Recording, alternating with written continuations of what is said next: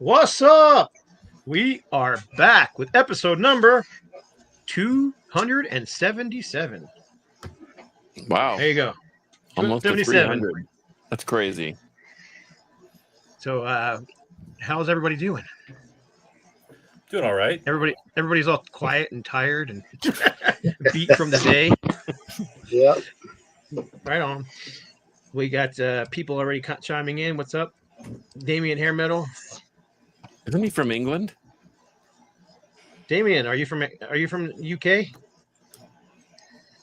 I'm seeing names I don't recognize. But I know. I mean, I see him every week. But Mr. Pickle, sorry, Mr. Avenger of Blood. I do know Fine, Shannon fine. Drive for sure. Right on. Well, let's get into it, man. Before we go, we always do our little shout outs and then anything you guys want to show, add, say before we get into the topic. But we'll start with Steve, and then we'll go around and we'll end with John, and then we can get into the POW. So I'm going to say something controversial to start the night. I went to a concert Sunday night. It's actually my second time seeing this band, and I don't get the Lizzie Hale thing. It's the second time I've seen her. I didn't go to see her. I went to see Volbeat, and she was the opener. She played right before Volbeat. I was actually listening to her song. It's basically country music and pop music with distortion is basically all her band is. I don't know. Maybe you guys get it. Just a little rant. I don't get it. I sat there for 45 minutes just rolling my eyes as everybody went crazy. So Lizzie Hale, yeah, I've Hailstorm. I've tried. I've listened to all their albums, and they're just like you said, mostly pop records with some distortion. And I'm gonna say half the songs are always ballads, anyhow. well, in the ballads, if you listen to the lyrics, they're country songs that have a look. They start off slow. It's country, and then halfway through they add a little distortion and pick it up. You know, that was the formula. So I don't know. That's what I got out of my. You had me stop down at I went to see Volbeat. But anyway, I love early Volbeat when they mixed. It was like a mix of rockabilly or psychobilly vocals with heavy metal, and it was completely original. Nobody sounded like that. Their last couple albums, they tried to go more the metal route. I don't like them as much, but I just can't do the vocals with Volbeat. Yeah, I respect the music, but I like the early vocals. Like I said, they have this kind of rockabilly sound to them, to his voice. And he's kind of got away from that, and he's kind of doing like the devil thing now, the devil worshiper type stuff now, and it's just cheesy. So I liked about half the show. I didn't pay for tickets. I got free tickets, and that's the main reason I went. But it's the best price ever. yeah. Yep. Anyway, Well, I thought George? Lizzie did a pretty good job singing for Skid Row. She did a couple songs with Skid Row. She did a pretty good job singing for them. Yeah, she's got a great Though. voice. I'm not a fan of her band, really, but I thought she did good with singing the Skid Row songs. Yeah, she's got a great voice, and she's definitely not hard on the eyes. No, no, definitely not. Anyway, I got I ordered this from Bandcamp, the new Hyrax album. mm-hmm. Yeah. And I guess Caton takes care of everything because he gave me like all this, like a sticker and like all these little tchotchke things. I thought it was pretty cool. And he gave me all these little, I guess, little flyers. Yeah, that's Caton, all right. Gotta love Caton does Caton, that. man. Yeah, so I thought that was pretty cool. And Right on. yeah, so it's cool stuff there. This Yeah, one I thought was Caton's cool. Caton always does that Uh-huh. kind of stuff. Yeah, that's Yeah. a great lineup. That's stacked. awesome. Yeah, that was cool. Yeah, so that's what I thought. That's pretty cool. I was like, I wasn't That expecting show's all coming that. up too, right? That show you just showed with the Dark Angel. It says North America 2025. Yep. Yeah, this is what 9/5 to 10/16. Yep. Dark Angel. Yep. That's Yeah, I'm it. thinking about driving to South Carolina to see that show. In South Carolina, I think they're going to South Carolina. I'm not familiar with Interceptor or Void. Are you guys? Void, I'm very love familiar with. Void. Yeah, Love Killer Void. Thrash band. Great thrash. Yeah. Interceptors from South Carolina, and they're I have some if you like Void Venom worship, you'll love them. right Oh, there. cool. Interceptor. You mean this band here? Yeah, I knew you would. they even sort of look Unfortunately, like they're Venom. not. Violence isn't going to be at the show that I want to go to. Right on.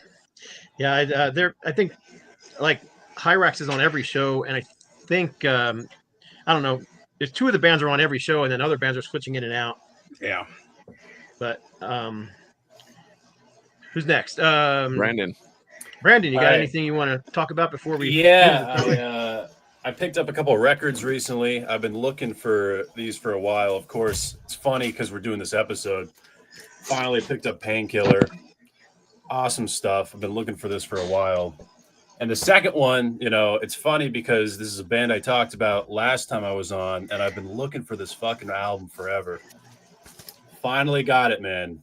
And I was Nice. spinning Great this thing all week. So good. Classic Riot. One of the most underrated metal bands of all time. But Agreed, and especially that So record. good. That thing's a scorcher. I yeah, was talking to somebody Yeah. about Riot, and they were saying that their mascot Johnny or Mighty T or whatever you call him is the reason that they didn't go anywhere because it was so bad. Oh, 100%. I mean, we used to buy records in the 80s based on the album cover, and I used to see that and flip right by it. I didn't get into that until years later.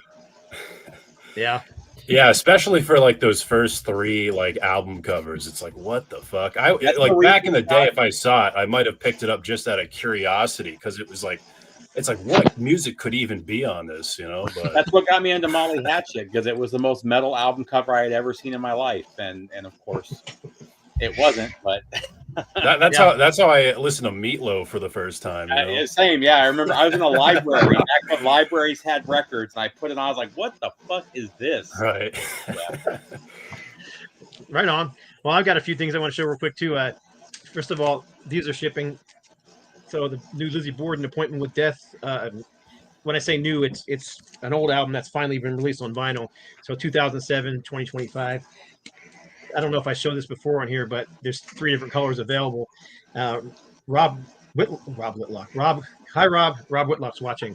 I just saw his name come up. Rob Caldwell did the mastering on this, and he did a fantastic job. The thing sounds freaking amazing. But if you buy the silver version of this thing, or the smoke version they call it, it comes with a Lizzie Borden death certificate. Appointment with death certificate. Everybody needs one of those. Yes, and you can put in your own name and your time of death and everything. So I thought that was very classy. It was really cool. It would come with it. It also comes with a little like a 4-page booklet too, or whatever you call it, insert. So anyhow, so that's one that I wanted to show because I got an advance copy, but they're shipping now, so everybody's getting them. This is one of my favorite albums of the year, and I finally got the vinyl. I've had the CD for a little while, but the vinyl's finally shipping, and this is the new Reign of Glory Slingshot with what's the vocalist's name? Yngwie Malmsteen vocalist. Come on, help me out. Mark You guys know Bowles. who it is. We Thank do you, this Mark Bowles on vocals. every single time you show that one of their records. Yeah. Well, he just he only sang on the new one. He didn't sing on the last one. Every time you show that, man. Mark Bowles, Nick Layton, Roger Del Martin, and Jeffrey McCormick. These guys have all been in lots of big bands. Fifth Angel, Vengeance, Die Happy, Yngwie Malmsteen, among others. Ted Nugent. And then this one's for Carcass, because I know how much you love this album. Well, to your point last week, if you're into industrial music, it sounds really killer. I mean, it's pretty cool, but it's more of an Angel, for crying out loud. So, in fact, It is, but it isn't. I'm doing an episode on Carcass John's Alter Ego about bands that just completely changed their genre. I started off with Metallica. Of course, we did Trapped Under Ice, and then some piece of crap from Saint Anger. And I mean, I had people sitting in the room with me, and they're just like, they were like reacting like they had just stung by a bee or something when the Metallica came on. And nobody believed me when I played something off of Altars of Madness and then played that. They're just like, that's not the same. I said, well, Well, you could have done the first 3 Danzigs and then Black Acid Devil when he went industrial. And man, I could talk for days about Danzig, but I'd rather not waste my time. hasn't been Anyway, as popular since. Yeah, I mean, it is rather Morbid listen Angel to Lizzie songs, Hale. but it's not really Morbid Angel. It's all these industrial bands that went in and took their songs and made remixes of them, yeah, they've done that with Metallica, and they've done that with several Well, other bands. a lot of too. bands have done that. Dio. So Yeah. I think Well, I the guess- only band that pulled it off well was Fear Factory when they did demanufacture and then remanufacture, where it was like the electronic techno versions of that. And it actually came out pretty cool, but most bands can't pull it off. But Fear Factor Fear Factory is just a completely different. They're more like Meshuggah. They could pull that off too because they're mostly tuned electronically rather than manually or whatever. Yeah. I agree with everybody who's saying that The Reign of Glory is awesome. It's definitely one of the better melodic metal albums that have come out in a long time. Great guitar playing, great vocals. Anyhow, but yeah, I mean, it's who else do you like? You guys like Circle of Dust because they did a great remix of the first Living Sacrifice and the first couple Believer albums and made them all into thrash/industrial songs, and I liked them.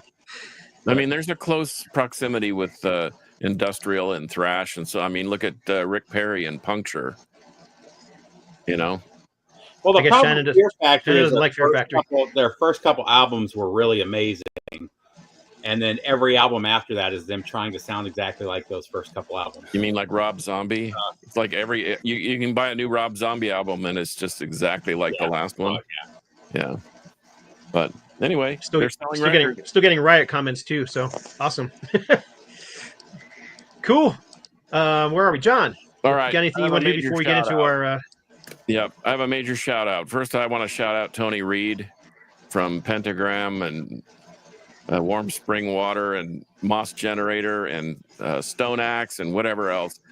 He just put out about 21 or 2 cover tunes that he did between 2017 and 2024, and he put them on Bandcamp for free. So go download them immediately. They're all stellar. He does everything from the Cars to Devo to Discharge to it's insane. Tony Reed is one of the more talented people I've ever met. And so in lieu of that, time for the pick of the week.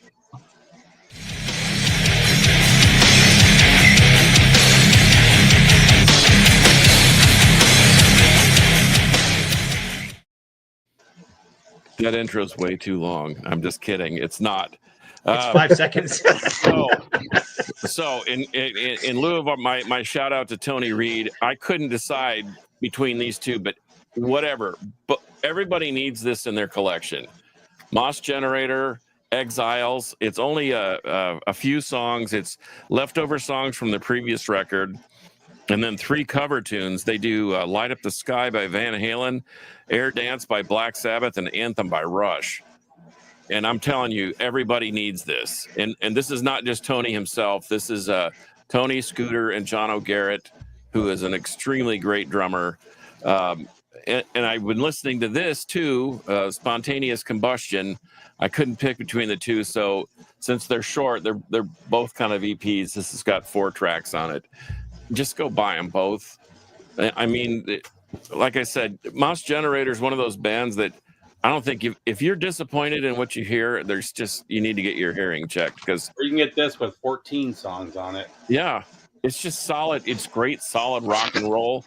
And his we've always talked about bands doing cover tunes, and it's better when they kind of make them their own. Absolutely. Well, Tony makes all those songs his own and doesn't lose the integrity of the song. So that's my rock and roll pick of the week. The Moss Generator, Exiles, and Spontaneous Combustion. They're readily available, so go out and buy them. But my metal pick of the week, I've been blowing this thing up. The whole Massgrave catalog.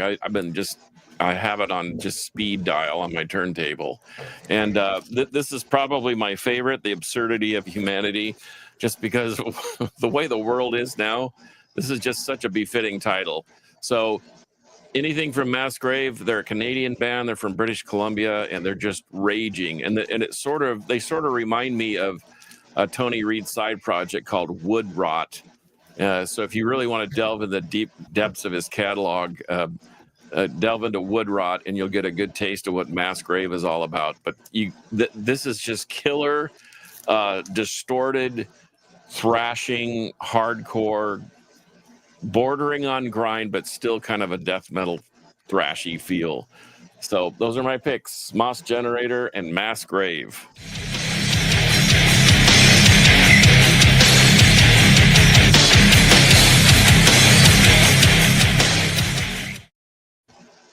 Thank you. You're welcome. All right, but one more thing before we get into the topic, because I meant to show this too, and then I got distracted. But if you buy the CD version of this, I thought this was really cool too. It comes with a collector card. Most of this labeled stuff does, but it also comes with a mini doctor's version? appointment card.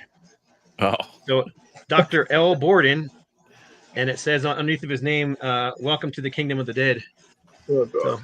So it's got a little bloody fingerprint on it. The song "Bloody Tears" is on that album. So I'm just gonna And- milk that and- thing forever.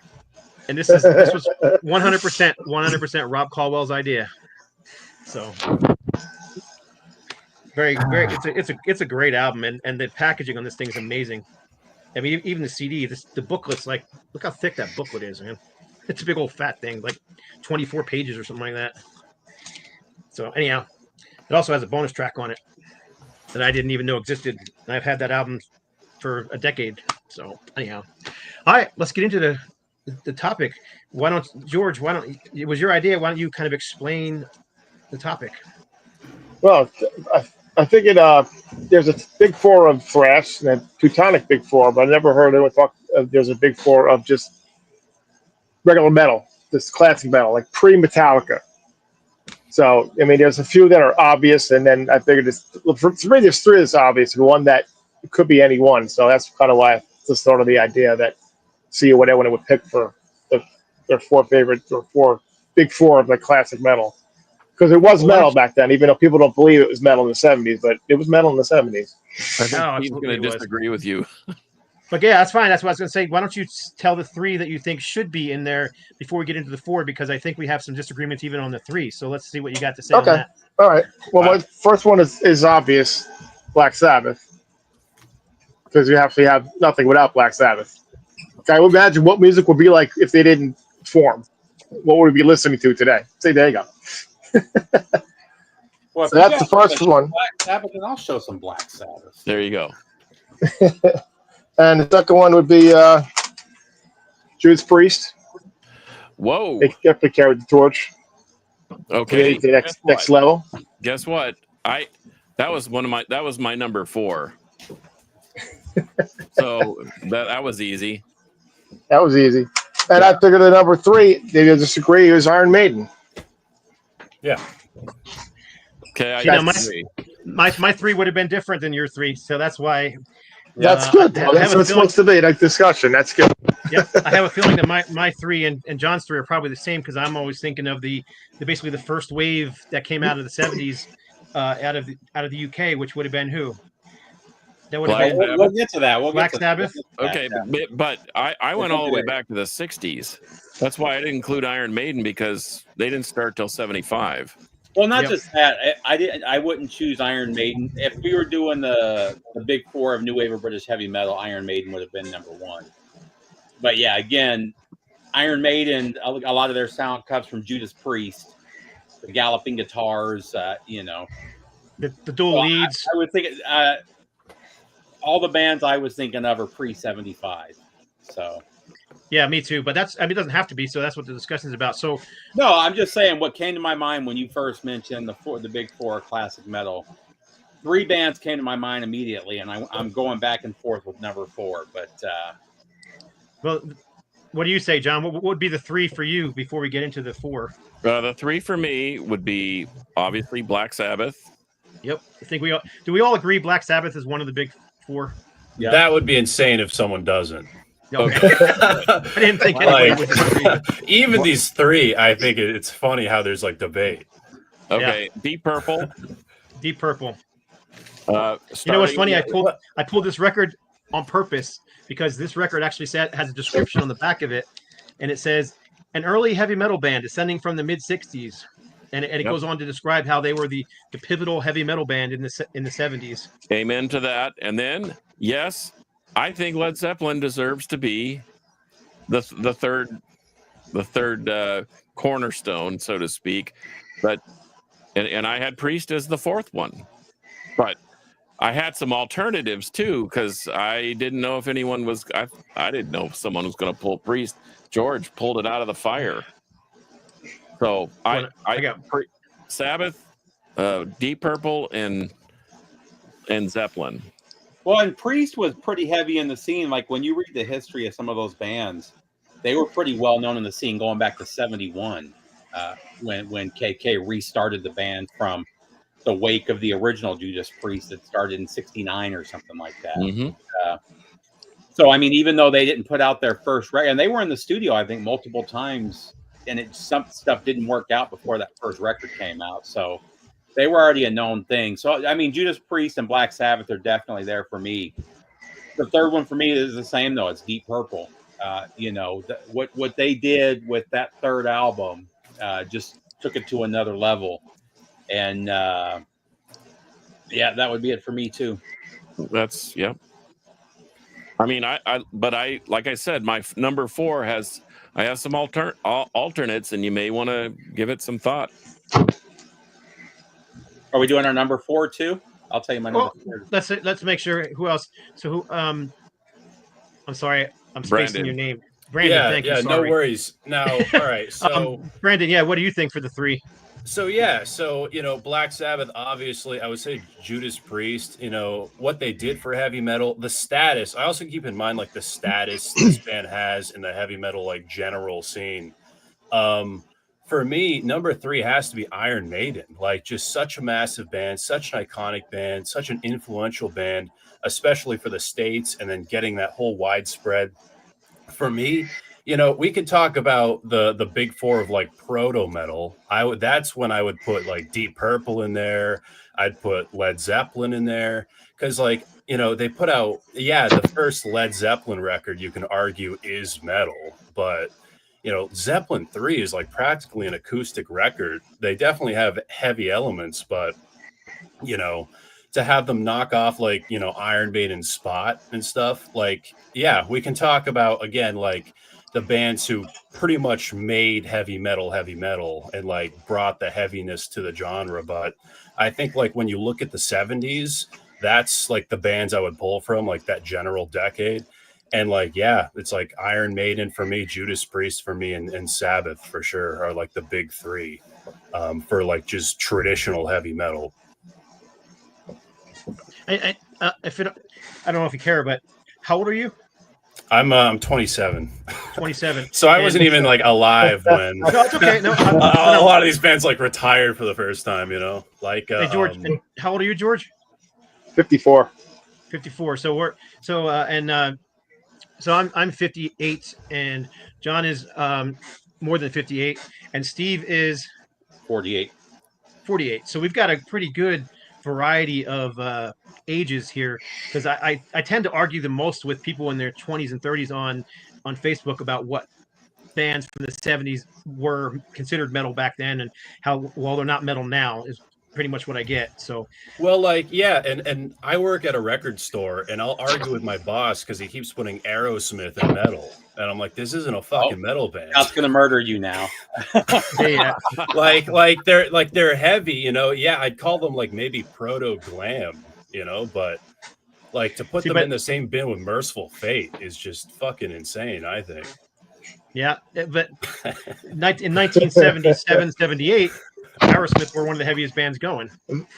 Sure, like I agree, but it's 2025. Right.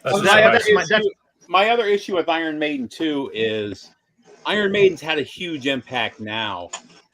Their impact wasn't huge worldwide until their second, going into their third album. That they didn't blow up right away with that first record.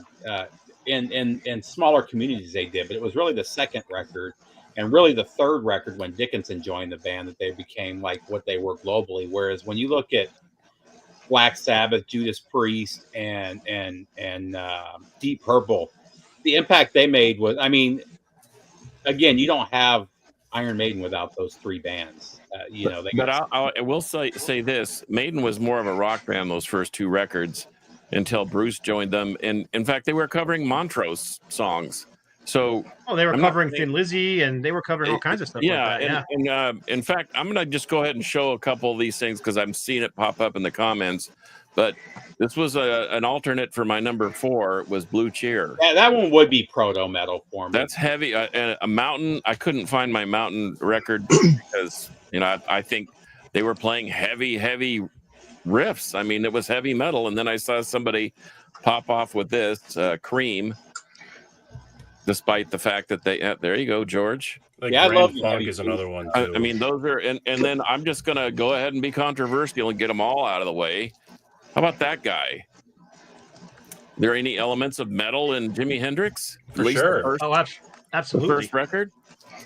So I mean, Yeah. without these bands, I don't think anybody, there's a good chance that some of the other bands that we've already mentioned after the fact aren't doing something quite as heavy and quite as raucous. And yes, Scott, I just did an episode on the Alter Ego on 128 dB Rock about what my parents thought was heavy metal, and it included Purple and Kiss. In fact, I played Kiss Parasite just for Brandon, and Coliseum and UFO, and they thought all that stuff was heavy metal. Even Aerosmith. I mean, Rocks. That is a heavy record. I mean, it really is. It's fast. It's speedy. It's got good riffing, but it's I've got they were I've got parents. tons of magazines, literally tons of magazines that I could pull out. That like 1978 magazine calling Aerosmith the heavy metal band of the year. Grooves magazine Well, called them the. Jethro Tull beat out Metallica for a metal. Yeah, cover. well, that's that was That's how much credibility that has. Yeah, but that's a bunch of morons that not people that are actually into the music. I had Yeah, that Circus was actually magazine. music I had bands. Circus That was, magazine, Scott. They had Queen, they had Aerosmith, they had Nugent, they had all those bands, and that Mhm. was heavy metal back then. But was it? Well, it's like also if we follow that logic, then like practically like Steppenwolf is the first ever metal band. Yeah, like heavy that's metal where thunder. the genre comes from, like Definitely, the name. all that heavy blues stuff. I mean, I could list dozens of bands from '68 to '72, that were doing the heavy blues thing. That metal. I mean, that's what Earth was doing before they became Black Sabbath. And took it up to the next. Well, without Elvis Presley, the blues would have never become acceptable in the white culture. Let's just face it. And when Presley hit the scene, they thought he was black, and then they found out he went to an all-white high school, and they thought, well, wait, this guy's white, and all of a sudden his meteoric rise started. But he was based in the blues, and then he made the blues popular. That's why I have an Elvis Presley patch on my battle jacket, because I think that he sprung that trap open to people to be more accepting of the blues, because Sabbath is straight up a blues band. Even go back to the Beatles and listen to Helter Skelter, the original cut to Help. That's one of the heaviest songs from the '60s, man. That thing was really good and dark as fuck too. Like if we're talking about the top 4 bands that helped create the genre, 100%, Deep Purple, Zeppelin, Sabbath, and then I think the 4th spot you can argue many bands. But I mean, that's what I think of as classic metal, is the stuff from the '70s. The stuff from the '80s is more. I don't, in the '80s you got you got the new wave of British heavy metal. You got the U.S. power metal. Thrash metal. Metal in the is the stuff. Even death metal began in the 80s. Yeah. So where does Motorhead fit in all this? Because I've seen comments about Motorhead. Motorhead for me is almost proto thrash. I thought I would love to put Motorhead in there, but According to Lemmy, they played rock and roll. yeah. We play rock and roll. Well, even Ozzy and Tony Iommi claimed that Sabbath weren't a heavy metal band for years and years and years, so they finally adopted it. Well, so did Robert way Plant, but late. whatever. Yeah. So I mean, I get it. Well, and the thing was, if you actually look back and do some history on the term heavy metal, it was actually a negative term in the 70s when they first started using it. These bands are just a bunch of noise heavy metal. That was what it was. And then it was bands like Judas Priest that actually ran with that term, despite it being negative, and like, yep, that's what we're doing. What year did heavy metal music come out? I Was just, that I after don't the know. term was That, already being that, used? that lyric, Heavy Metal Thunder, was in a Steppenwolf song. On, 67, 68 was when that, Yeah. but that was and that was referring to the sound of a motorcycle, which is where the term came from. It's just a bunch of noise that these guys are playing. And Steppenwolf were practically like just such a biker band, you know. Yeah, So I guess it makes no doubt sense about you put 2 and 2. But Yeah. for me, Motorhead 100% is in Yeah. my 4. 100%. Like they were like kind of almost like the Sabbath for speed metal and thrash, in my opinion. Lars even says like Motorhead was the band for him, and his whole goal with Metallica was to bring Motorhead to the States, you know, and then that became a whole fucking thing. So I think Motorhead extremely influential, amazing music, and it's like, how has it held up over time? Some of the most iconic in the like genre in its entirety. So that's why it's in there for sure for me. Kevin That's checking number- in. What's number up, Kevin? 4, Motorhead. If anybody's can't- wondering where I Kevin can't is, why he's argue not with here, he had to Motorhead. work today. I Here's an can't argue interesting with comment. Motorhead. In fact, the Overkill record probably started the whole double bass thing. Read this comment and and let me know what you think, John. I agree. Yeah, Robert Johnson should be in the 4, you know? Yeah. Might as well. Yeah, ask Jimmy Page about that. Who was the Yeah. first band to do Beethoven's Fifth as metal? I don't know, but Tenacious Walter D. Murphy did it as I know Tourniquet did it, but I'm sure somebody else did. Walter Murphy Didn't, did it as a disco thing. Sabotage. Didn't Seereth Uncle do something with it? They may have. And I Yeah, know Testament's done something with it. I'm gonna look it up because it's gonna make me crazy. Okay, so Mr. Pickle mentioned the Who. Yeah, Well, the Who I mean, were, their early stuff was almost garage rock. I mean, it basically was early garage rock. Have you seen mean, the footage though Punk of Keith came out of Moon that. playing? I mean, that's as metal as it gets right Oh there. yeah. A lot If of we those- were if we were having this conversation about punk, like Yeah. I would totally say. okay, I was wrong. So Seereth Uncle did Toccata in D minor, Okay. which is also a pretty metal classical song. Sure. The Great Cat. No, I don't know. Man, she is a wild one for sure. But anyway, Yeah. So I'm I going to don't give know my how- number 4. My number 4 is Uriah Heep. Those first 2 Uriah Heep records are so heavy. The first one is so good and super underrated. I just saw them last year, and it's one of the best hard rock shows I've been to in a long. I mean, they played with Saxon, who I love, and man, Saxon just sounded so weak after Uriah Heep left the stage. It was just fantastic. And I like the first probably 5 Uriah Heep records, but those first 2 are just about as good as it gets. Stealing is a top 20 rock anthem of all time, I think. Yeah, I wouldn't disagree. So let's see if we can. So we pretty much have everybody's agreed on Black Sabbath. Everybody's agreed on Judas Priest, right?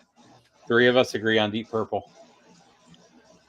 So we basically got 2 to 3. No, So not we 4. win. So we'll say we all agree on Sabbath and we all agree on Priest. So now we need to come up with a third that we can all agree on. Yeah, that's. What do you think? Well, I got my number 4, but I was thinking of doing this like you guys are named like Zeppelin. I thought of, but they never consider themselves metal. And like you said, they have Zeppelin 3 is an acoustic album. So, but I was going by like the first 2 albums. And Motorhead's a great choice, but I went with Deep Purple. So when In Rock came out, they became to me, a metal band, I guess at that time. That's definitely heavy stuff. This is one of the heaviest albums of the 70s, in my opinion, but at least at that Yeah. time. So I see. Deep Purple is my. I didn't even think anybody would argue with Deep Purple. To be honest with you, I thought everybody would argue with Led Zeppelin, but not Deep And Purple. according to Greg the Egg, Led Zeppelin is the poor man's Deep Purple. So Yes, that is what he says. he's been saying that for at least the decade that I've known him. There he goes, right there. Blackmore rules. Yep. Led Keep Zeppelin the is the Purple, poor man's. Priest, Maiden, and Sabbath. I mean, I can't argue with that really. The Maiden thing, y'all say what you want. They started too late for me. I'm talking about foundation bands. So, but I can't argue that they're metal. I mean, I'm not going to. I'm not here to fight about it. No, I love. Yeah, I can't argue with that. You know, Like I said, if we they're were totally a if we foundation. were doing new wave of British heavy metal, they would be my number one. I don't know what year CD Oh. started coming out. It was early '80s, right? When CDs started becoming Yeah, a thing. 81, 82. Because this is like one of the oldest CDs in my collection. I've had this thing forever, and it's his Deep Purple's Machine Head, and it's like the very first CD pressing when everything was just black ink on a silver disc and all that kind of crap. And It was the fifth record I ever bought in my life. the booklet was just a cheap 3-panel thing, but even on here back when this thing came out, it calls Deep Purple one of the defining bands of the heavy metal movement of the 70s. Oh, somebody just threw in AC/DC, Blackmore Rules. I've actually, several people have actually said AC/DC in the comments. He just changed. He must. Well, he's Canadian, so I have to give him some slack for changing his mind. No one mentioned Alice Cooper. I know they preferred. He has an interview with him saying that he was called heavy metal at the time, which they're really more shock rock than He was metal. more heavy metal for the look than the actual sound. I mean, Yeah. he was straight up glam. But Yeah. Well, with that Welcome first to My record, Nightmare, with Welcome to My Nightmare, that was a pretty heavy metal album. even that first album, you know, there's like a lot of proto metal elements to it and like heaviness. You know, it's like rock for today, for sure, but very heavy. I saw him on Billion Dollar Babies tour, and the presentation was very, very heavy metal. And he was the one he was one of the first one. Him and Arthur Brown kind of created what would become the stage show for heavy metal. You know, Yeah. and Screaming Jay Hawkins a little bit. You know, Mr. Pickle brings up another good one. What about Thin Lizzy? True. The purveyors of the dual guitar sound. I mean, there was other bands that had the dual guitar sound, but those guys really brought the metal edge to that sound, which Priest and Maiden both adopted, and both have given props to Thin Lizzy because of that. But dual guitar sound alone doesn't mean heavy metal. I was gonna say I've never thought Thin Lizzy was heavy metal. A hard rock, maybe you could argue that, but heavy metal, probably. I mean, not in my opinion, but that's my opinion. And I think a lot of those bands have heavy metal elements in some of their songs, but their whole catalog doesn't really reflect metal. So maybe there are certain eras in the albums or certain songs that sound like Budgie. They had some heavy songs, but they also had some very acoustic songs. So I mean, I wouldn't count them, but it's still in the equation. Budgie's great. Like they for sure could be like in this discussion, but like you're saying, exactly, like a lot of variety in their music, but super heavy. the problem with Budgie was nobody outside of England knew who they were until Metallica covered them. You know, Yeah, literally. and I love Budgie, but again, I didn't really know them until well into the 80s and the 90s. So I wish I would have known them back then. I don't have any problem with this suggestion from Damien Hair Metal, but I know everybody else will. Well, I think it's like a Riot problem where it's like, oh, it's a fucking bird. It's probably some like classical music or something, you know? You know, with Budgie, I think it was the singer's vocals that, you know, I remember hearing them for the first time in the 90s, and his vocals annoyed the shit out of me. He's got a weird sound to his voice. Once you get used to it, you love it, you know. But Geddy Lee, I mean, there's a lot of similarities there. Yeah. And that first Rush album, that's pretty heavy. I just listened to it this week because so was Caress of Steel. Yeah, we went to before they got the replacement drummer. Yeah, we went to karaoke on Friday, and someone played Working Man. They sang Working Man or karaoke to Working Man, and I thought, man, that's pretty heavy. Well, how do you guys feel about King Crimson? You know, there's a lot of prog too. That's like 21st century schizoid, man. Like, I'd say that's pretty heavy. Yeah. That's one of the coolest songs that they ever did. However, the rest of that album sucks. Yeah, you don't like 10 minutes of just bells and whistles. Oh my god! It's got the greatest opening track, one of the greatest opening tracks of music history. There's so many cool versions of that song too, and then the rest of the album just completely puts me to sleep. The title track's pretty good, but it's like, again, it's like a 13-minute. You got to be Oh, into even prog. Rainbow. I love Prog rock Rainbow. is something you have to really digest it and listen to it over and over again to really understand it. Kevin Colhase, you ding ding, you get the prize. I was going to bring up Iron Butterfly. Yeah. Again, a super metal song, but when you actually listen to all their records, it was a lot more bluesy than metal. Yeah. I just pulled this one out. What about First Nazareth? Oh That's man, pretty heavy that's blues. really good, and that's really heavy. That's actually, I think, heavier than their next 3 records. Well, this is on a double one. This is There it like is. totally different than their first album. That was pretty. They Weird. got weird really fast. Yes. Nazareth were weird because they put out a heavy album like Razamanaz, and then the very next album would be like acoustic mellow, and then they put out another heavy album. I mean, Yeah. Like this Hair of one the here Dog was- had the most heavy metal cover ever, and yet it really wasn't. I don't know, man. And the Hair of the Well, other the than song, Love Hurts, which was the biggest hit they ever had, the rest of that record's pretty heavy. yeah. Yeah. I mean that's Son of a Bitch is on there, if I'm not mistaken. I mean that's Yeah. the name. That's what the Hair of the Dog means. That's- yeah. Yeah. Right. Someone brought up Def Leppard. Nah. Which were- If we're General? talking British New Wave, you can argue, but Yeah. I mean, and they abandoned it way too quickly. Anyhow, I mean they released two albums and went on a downhill slide after that. Hey, what's up, Eddie? Yeah, How about that's a good one. Witchfinder General? Yeah, Witchfinder. Well, I wouldn't put it on this list, but man, for that early kind of doom heavy metal, man, that Witchfinder, those first 2 Witchfinder Generals are amazing. Had they not had a bunch of mishaps, Pentagram could have been on that list too. But they didn't really get anything until the 80s due to the, I don't know, whatever happened with them and the Remember, record according to label. Bobby Liebling, they're not a heavy metal band and they're not a doom band. They're heavy just hard Yeah. rock. heavy And neither hard is rock. neither is Black Sabbath, right? So yeah, Yeah, that's why it gets tricky when we just define it by what journalists can't are go by what the saying, band what thinks, 'cause bands are Def Leppard- saying. Def Leppard Yeah. still says they were never new wave of British heavy metal, which is one of the most ridiculous things you can say. yeah, they didn't have a problem with it in the early 80s when they were gracing the cover of every single metal magazine out there. Yeah. Anyhow, sorry. So we still only have 2. We have Judas Priest. We have Black Sabbath. I guess we can squeeze in Deep Purple just Deep because enough of Purple? us agreed. So I guess we need to come up with a 4th. We've talked about a lot of them, but So let's narrow it down to 4. I would what do go you with guys think? What do you guys think about I- What do you guys think about Rainbow? No, I would go with Motorhead I'd go Motorhead as for the well. 4th. I go Motorhead too. Here's a I love Rainbow. Rainbow Rising, I think, is one of the greatest records of all time. Right. It is a prototype to what became power metal. They did so much ballads, though, and 13, 14-minute ballads on every one of their live records. And what's the song that Dio always did? Was it? I always forget the name of it. It's always like one whole side of the double live.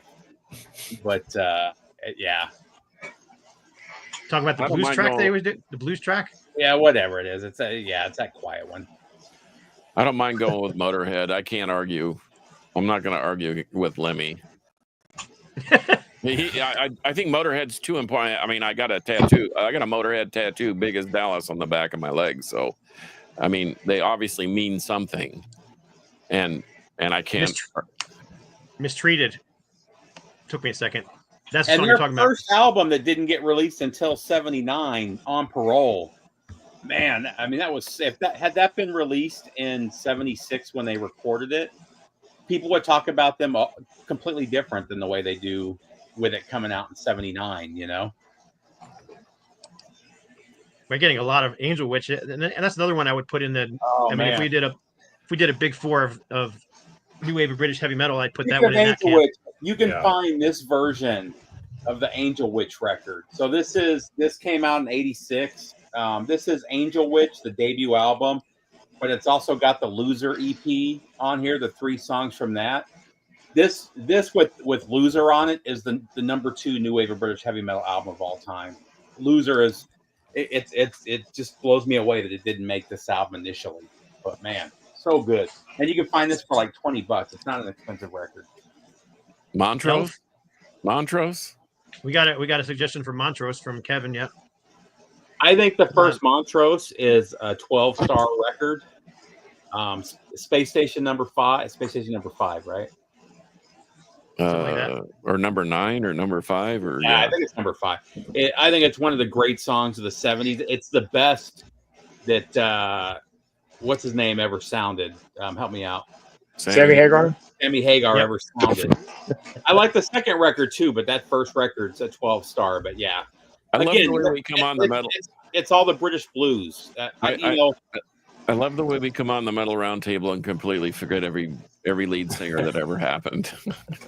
Oh, Who's I that guy do it all the time. You get on from camera and you get stupid. It's just That the way guy it for is. Judas Priest. Who is that? Yeah. Short hair, beard, rides a motorcycle. No, Al Mr. Atkins. Owens. yeah, Ripper Owens. I don't know those first two Montrose. I mean, Paper Money is still good too. They still Yeah, I love had it, and then I think when Hagar left, I don't know. I don't know that I could include them, but I'm still in the Motorhead camp. Although I still think Tell you what, Zeppelin. David, that first Elf album cover is one of the most metal album covers of the 70s. But they were, again, it was that heavy British blues. Kiss. Eh. I'm talking about the cornerstone of your heavy metal palace. They were definitely one of the most influential bands coming out of the 70s. They definitely influenced the look, the sound, and the stage show. The stage show for sure. And they took what Alice Cooper did with a little bit of makeup and took it to the next level. And then the entire 80s was built with bands trying to replicate that with the different variations of makeup. So, yeah, I mean, definitely. And actually their first record, other than, if you have the original version of the first record, there's not a bad track on there. So, and that's still some of the best stuff they ever wrote was the songs from the first record. Well, on the second one too, like I'm Going Blind and stuff, so heavy and doomy. The whole album was that- doomy. The production of that album's album made it pretty sound heavy and doomy.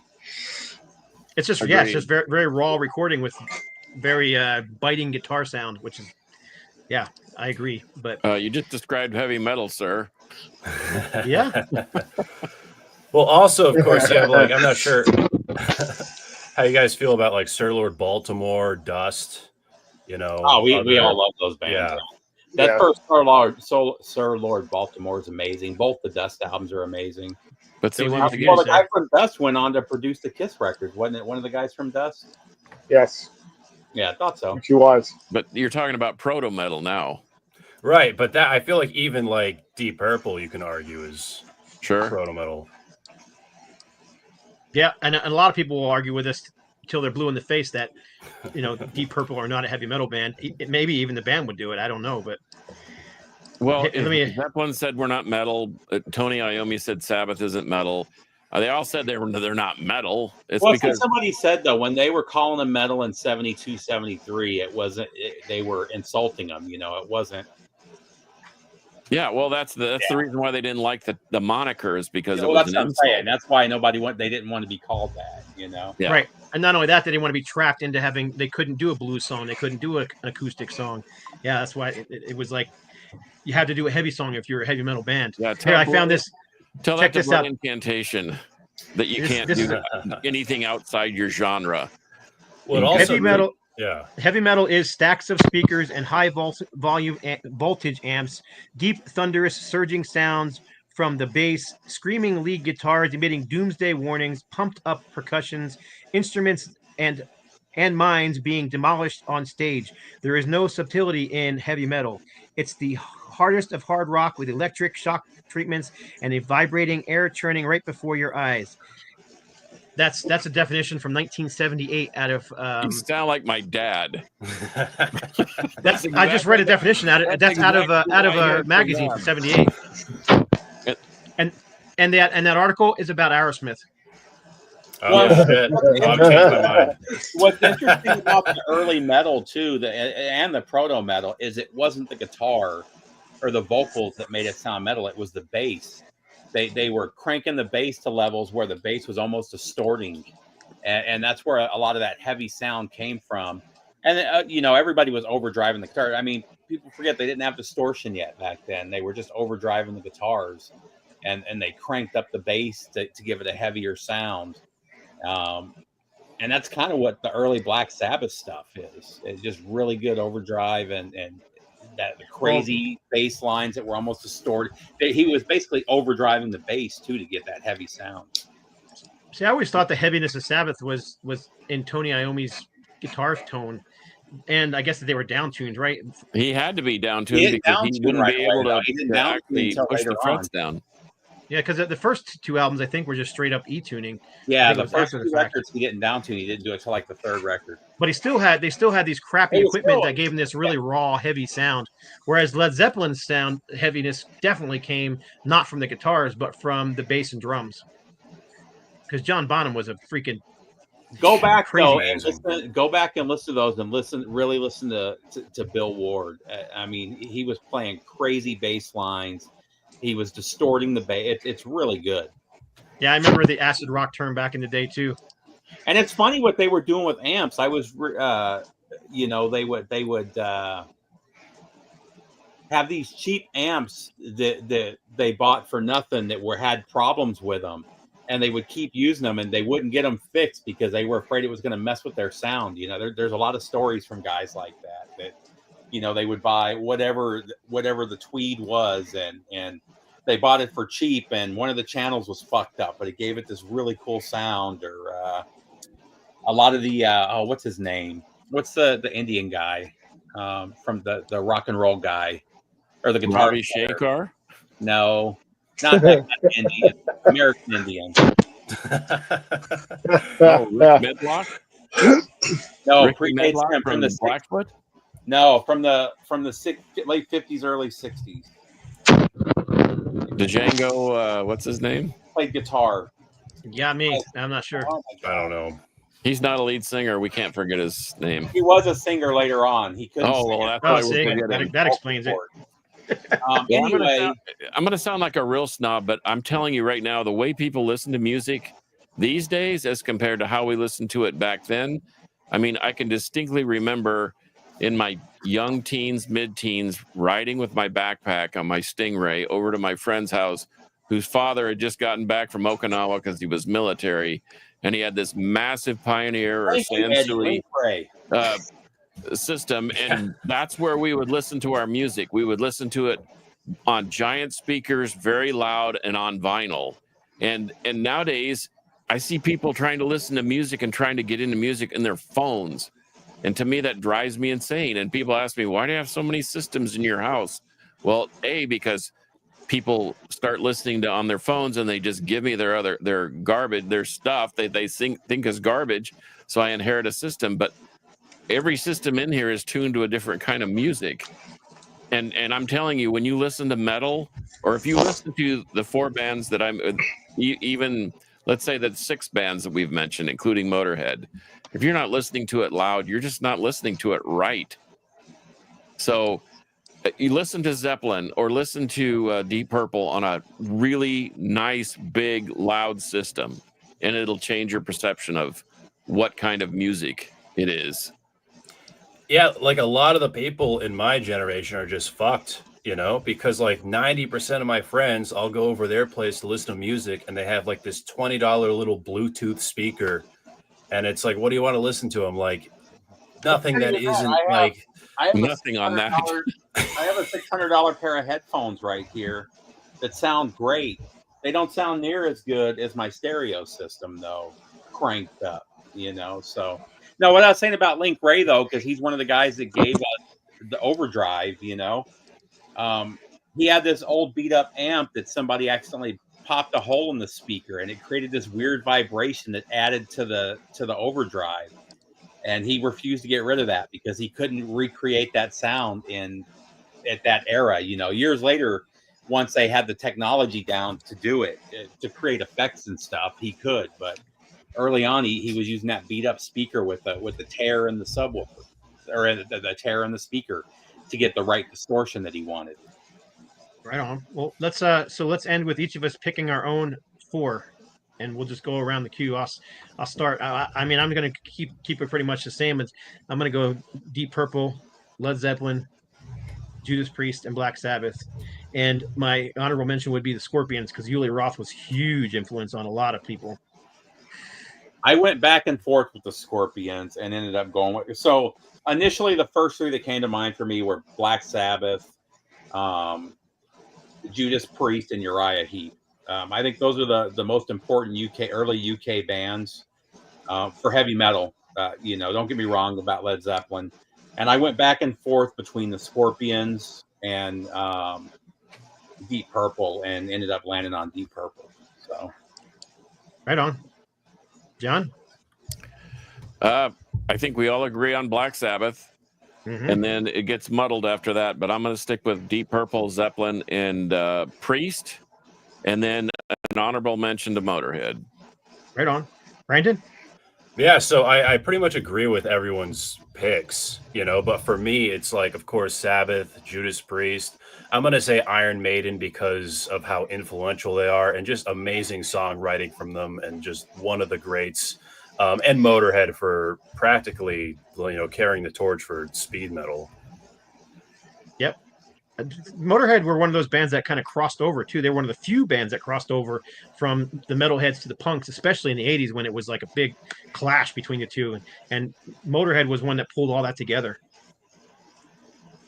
Great Agreed. stuff. Uh-oh, Steve's quiet. Did you get muted, Sorry. Steve? So metal artists, and especially in the 80s, were very tribal. The thrash guys didn't like the glam. The glam didn't like Motorhead was the one band that if you were into thrash, death metal, it didn't matter. Everybody liked Motorhead. So, yep.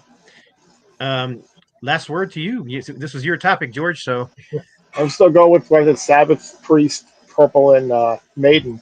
But and a nod to Motorhead. They could have substituted Maiden, I guess. Because they did start the whole. I guess it's good because they started thrash metal in their way. Definitely were faster and heavier than anyone else at the time. Damien Hair said Leonard Skinner. I don't know if you're joking or not. I thought it was funny. But They certainly had the Iron Maiden guitar set up before Iron Maiden, that's for sure. I have a magazine with an article, and they're interviewing Dave Flubeck from Molly Hatchet, and they were asking him, "What is Molly Hatchet? Are you a Southern rock band?" And he comes back and he says, "Molly Hatchet is a mixture of Southern rock, Leonard Skinner style Southern rock, and heavy metal." they were also doing triple and quadruple guitars on stage. Yeah, they were. Okay, I have one more question to ask as we depart our rabid listening audience here, but I'm surprised nobody even glanced at Van Halen. And the only reason they kind of resurrected metal, helped resurrect metal in the late 70s and into the early 80s, that's for sure. Because metal was, even Black Sabbath were kind of petering off and dying in popularity. Kiss was the same way. They couldn't fill a stadium anymore. A lot of those bands were dying. And the Aerosmith, too, they were, all deep in drugs and falling apart and doing silly stuff like the Sgt. Pepper's soundtrack, that kind of thing. And people get mad at me when I say this, though. When you listen to Black Sabbath, those Black Sabbath records, they hold up today just like they did back then. Every band that we mentioned, those early records all still hold up just as good today. I love Van Halen, but after that first record, the second, third record, the fifth, they sound very 80s compared to these other bands. Don't get me wrong, I love the first Van Halen record is one of my all-time favorites.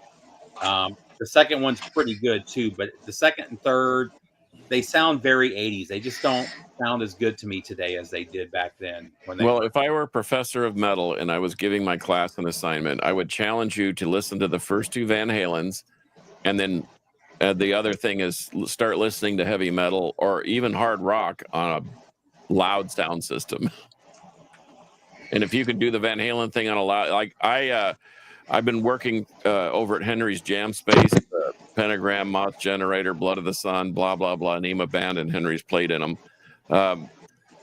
And I tuned up his stereo over there because he bought an old rack Pioneer system from me that wasn't plugged in, but I plugged it in, and the first thing I played on it was Van Halen 2. And I'm telling you, that is a heavy heavy record, but it was being played loudly and with a lot of power behind it. And so I don't know. I think that's Scott. I think that's the part that when you were reading that description about Aerosmith, that's the part that gets lost in translation is we're listening to music like this instead of with our hair blowing back. And when we go see a concert, that's why we love the live experience, because it's large and loud and it In just your is face. different.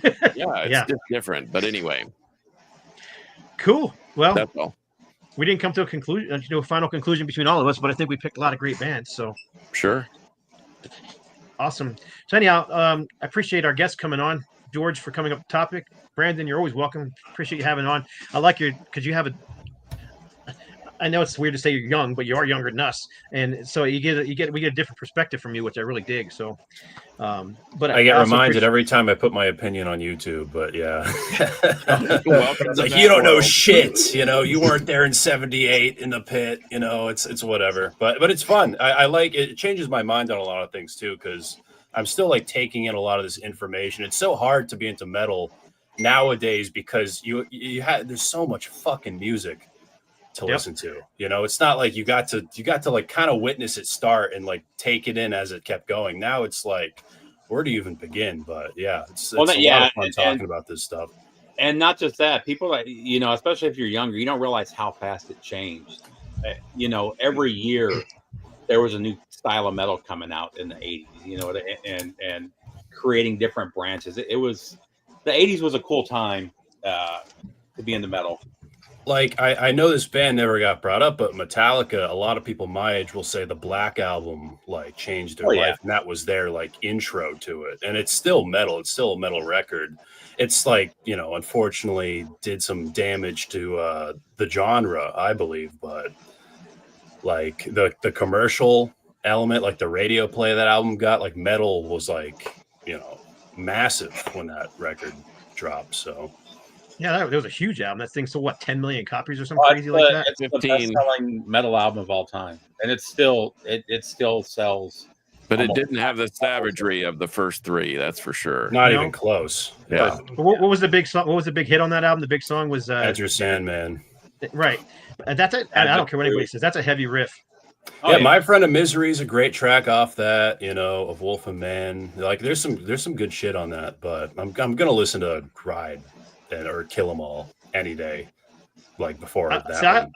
I love Kill 'Em All because it's just so raw and it's got this youthful energy that, after once you hit a certain age, I mean, come on, you guys are in your 50s and 60s now. You're not going to put out Kill 'Em All. When you were that's such a teenage record, and it had such a teenage angst, one of the things I loved about it. Same thing with, I know not everybody's a fan of them, but the first Vengeance Rising Human Sacrifice album, same thing. It's just so raw and ridiculously heavy for its time. But that Sodom album is one of the rawest things I've ever heard, and it's one of my all-time favorites. Well, right on. Well, hey, Brandon, where can people find you if they're looking for you? Yeah, so I host this podcast called Disturbing the Priest. Check it out. It's on YouTube, Spotify, everywhere. I'm also a comedian.